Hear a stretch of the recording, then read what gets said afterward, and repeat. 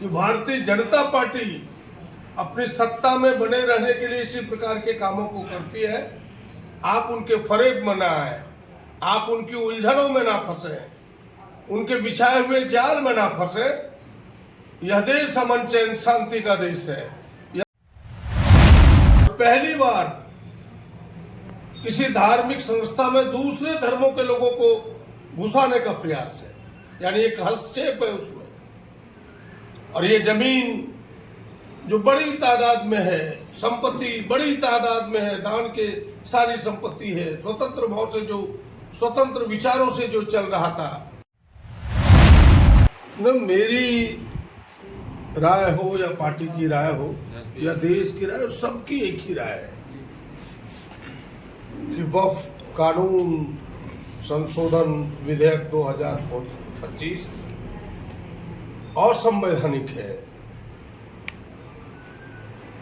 देश में जो संविधान ने अधिकार दिए हैं उस अधिकार के विपरीत है। संविधान का आर्टिकल 25, आर्टिकल 24, आर्टिकल 30, ये सारे चीज, आर्टिकल 25 किसी को भी अपने अंतःकरण से स्वतंत्र भाव से धर्म को मानने का अधिकार है। और 26 कहता है कि वो अपने धर्म के प्रतिष्ठानों को स्थापित करने के लिए, धर्म के उद्देश्यों को मजबूत करने के लिए कोई संस्था या कोई संस्थान स्वतंत्रता से चला सकते हैं।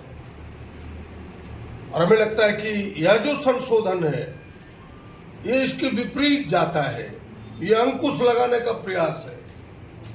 सबको पता है कि वक्फ में दी हुई दान की संपत्ति वो अल्लाह के नाम होता है, ऊपर वाले के नाम होता है, ये स्पष्ट चीजें हैं। फिर उसे लौटा के नहीं लिया जा सकता, उसे बेचा नहीं जा सकता। लेकिन जिस प्रकार के संशोधन किए गए हैं ये एक बड़ा प्रश्न चिन्ह सामने लाया है। उनकी संपत्ति को छीनने का प्रयास है, सरकारीकरण करने का प्रयास है। और पहली बार किसी धार्मिक संस्था में दूसरे धर्मों के लोगों को घुसाने का प्रयास है, यानी एक हस्तक्षेप है उसमें। और ये जमीन जो बड़ी तादाद में है, संपत्ति बड़ी तादाद में है, दान के सारी संपत्ति है, स्वतंत्र भाव से जो स्वतंत्र विचारों से जो चल रहा था, आज अंकुश लगा के उसका सरकारीकरण करने का प्रयास है, ताकि अपने आकाओं को पिछले दरवाजे से दिया जा सके, अपने दोस्तों को दिया जा सके। ये इरादे है भारतीय जनता पार्टी का। इसलिए आज पूरे देश में इसका विरोध है। और केवल यही नहीं, इसका खतरनाक संकेत आज दूसरे धर्मावलंबियों के भी ऊपर ये दिख रहा है। इस कानून में ये प्रावधान कर दिया कि भाई तुम्हें जो दान की जमीन है उसके कागजात दिखाने होंगे। कोई 300 बरस, कोई 200 बरस पहले से, कोई उससे भी पहले से लोगों ने दान दिया है। अब उनके कागजात लोग कहां से लाए? आज कई मंदिर हैं जिनके कागजात नहीं है लेकिन लोगों ने दान में दिया है। अब कई कब्रिस्तान हैं जहां पहले से दान दिया हुआ है। तो तमाम चीजों पर अभी खतरा मंडरा रहा है। और हमें लगता है कि यह जिस प्रकार के कानून के संशोधन हुए हैं यह देश में तनाव भी पैदा करेगा, विद्वेष पैदा करेगा। और यह विद्वेष जिंदा रहे, यह सांप्रदायिकता का भाव जिंदा रहे। भारतीय जनता पार्टी उसके अंदर से यह साजिश रची है कि भाई यहां सांप्रदायिकता का घाव लहूलुहान रहे। सांप्रदायिकता के घाव को वो समाप्त करना नहीं चाहता। वो यहाँ शांति अमन चैन नहीं चाहता। देश की अमन चैन शांति भी इस बहाने वो छीनने का प्रयास कर रहा है।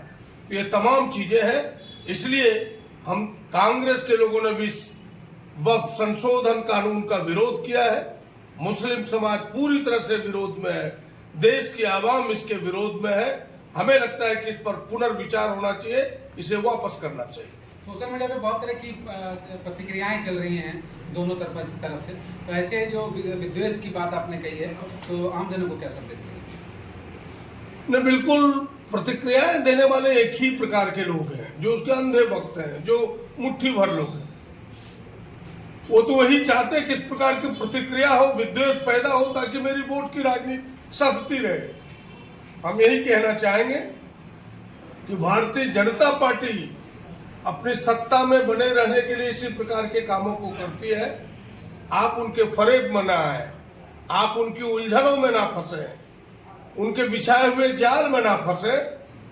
यह देश अमन चैन शांति का देश है। यह धरती गांधी का है, यह धरती बुद्ध का है, जहां से शांति का संदेश पूरी दुनिया को गया है।